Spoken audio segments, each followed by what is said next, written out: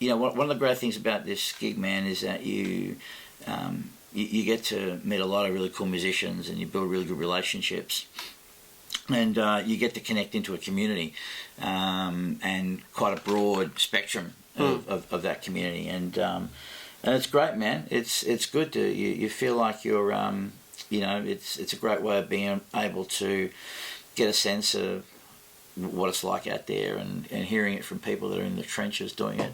No, it's good, man. I think that there is, as competitive as music can be, and there's competition all around, I really sense, we're becoming more and more a tighter community. And yes, there are certain, factions, but I don't sense this kind of huge us versus them kind of thing. There are people that may have a little bit of disagreement here and there, but overall the camaraderie we have in this town, it's something is fantastic, and it's something I see quite a bit. I mean, one of the things when when you're going in to do a gig and there's 3 bands or even sometimes 4 bands on in one night, you got to share kit, all this sort of stuff, and there's a part of me, because I've got my endorsements and things. So often it's like, well, I've got to put up my kit, and there's always nights when sometimes you just watch it get flogged, all that sort of stuff. But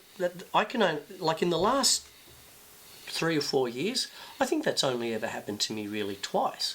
And every other gig I've done, it's like, put it back where it is and everything. And it's like a band of brothers, because we all know that, the gigs are getting fewer and far between. I mean, we're doing this recording on the weekend where places like the Vineyard in St Kilda are now can only do acoustic shows because of the complaints. I don't know if you know about that. That only came up last night. They had to cancel their bands and put on last-minute acoustic acts because of the flats going up, come in and complain about a joint that's been there for years and years and years. But every time I've played that gig, everything's like Band of Brothers stuff. It's like, oh man, do you want to use my kit? No, I brought my kit. But you can use mine if you like. And that's the thing that you're getting at, is the fact that there is a camaraderie. And yes, we have, we all have stories about, but very few and far between in my experience. Yeah. Kind of thing. Well, we all get heartbroken, that kind of thing. But the thing about it is, it really is a kind of a trade where, because it goes through so many different ups and downs, and streaming, and we're not getting the money, I suppose, if I've got to bring that up, that we might have been getting when we were in 1986. I started in 1978. I did the Broadford Bikie Festival. I even got paid for that, and I was 18. I think barely got out alive.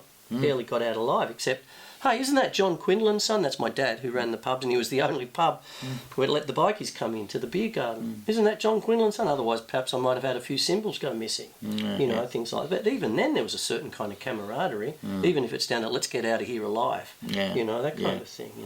So it's quite an interesting thing when you say that.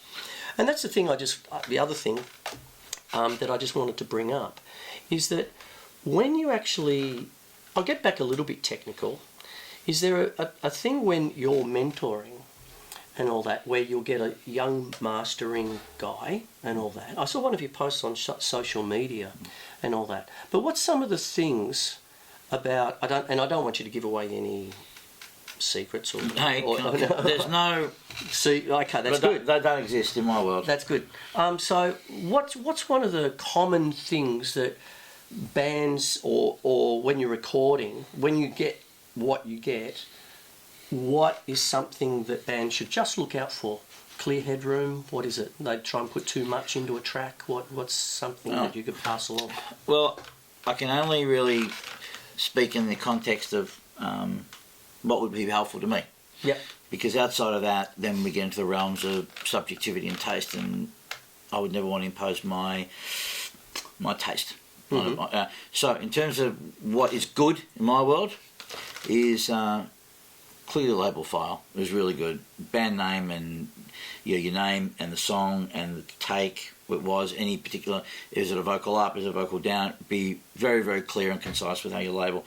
Because here's the thing, the name of that file that you've done because you've got your own kind of labelling system, but someone else doesn't, or someone like myself in this place where we get a lot of stuff coming in, it's like by looking at it, we just don't know, well, what are we working on? Who's It's really just filing. So that's just one thing. One thing. The other thing is live with your master, live with the mix for at least a week. Sometimes bands are in situations though where they're pushing their deadline, and it helps, I think, after mixing a track before you master it to live with that mix and really feel like, yeah, I'm happy this represents us well, and yes, you could probably nitpick at things till the cows come home, but you know, to the point where you can just kind of go, okay, you know what, from here it's about it's going to become about you know, there's going to be no we've gone beyond that point of, you know, getting any kind of returns off it, you know, diminishing returns. Thank you. That's what diminishing returns.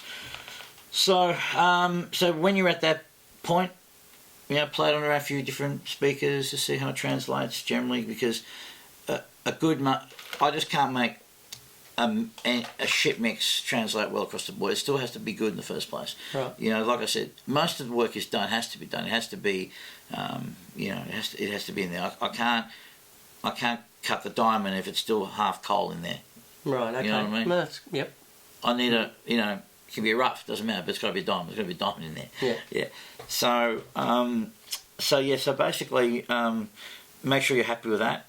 Then, some headroom. A lot of times, what bands, engineers, producers, whatever, will do, and this is usually inadvertently, is when they do their mix, they will then try and do their own kind of quasi-pseudo mastering, just to kind of see how it would behave. And I think it's actually not a bad thing for them to do, because it helps them understand the process of what I do and what can and what can't be achieved. But in doing so, just to kind of see, oh, how is it going to stand up, albeit loosely, they forget to switch it off.